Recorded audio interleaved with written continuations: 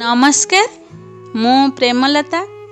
आज गोटे भिन्न धरणर कविताटी नहीं आसी आशा करुच्ची आपण मैंने शेष पर्यंत निश्चय शुणिबे स्किप करें। चलते शुणा कविता बेले बेले भावे मु नारीर चारोटी रूपरे मु बापार झीटीए मु भाईर भौणीटीए मु मो परिवारर गृहिणीटीए मु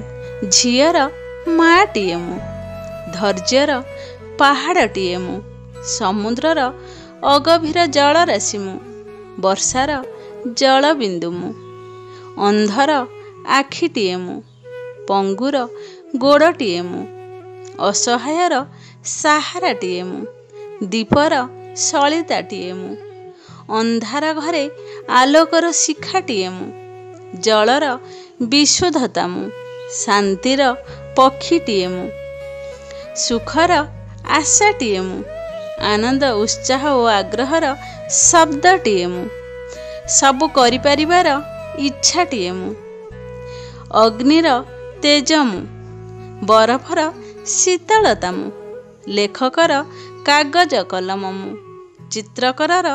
रंग तुली मु कविर कल्पना मु पक्षीर डेणाटीए मु सबु ठीक करिपारिबार भरसाटीए मु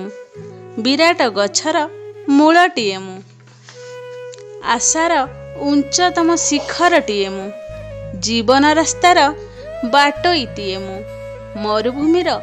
बालीटीए मु जलर मीनटीए मु भावे मु नीरवरे मु किए यही प्रश्न आसे मोर मने बारंबार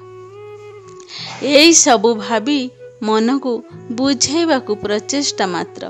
ता व्यतीर के आउ किछि नाही मु नारीटीए आज एतिकी रहुछि। जदि मो ये कविताटी आपण मानकु भल लागिथिबो ताहले लाइक करिवे कमेंट करिवे मो चैनल जदि नुआ थिबे ताहले सब्सक्राइब करिवे। जय जगन्नाथ।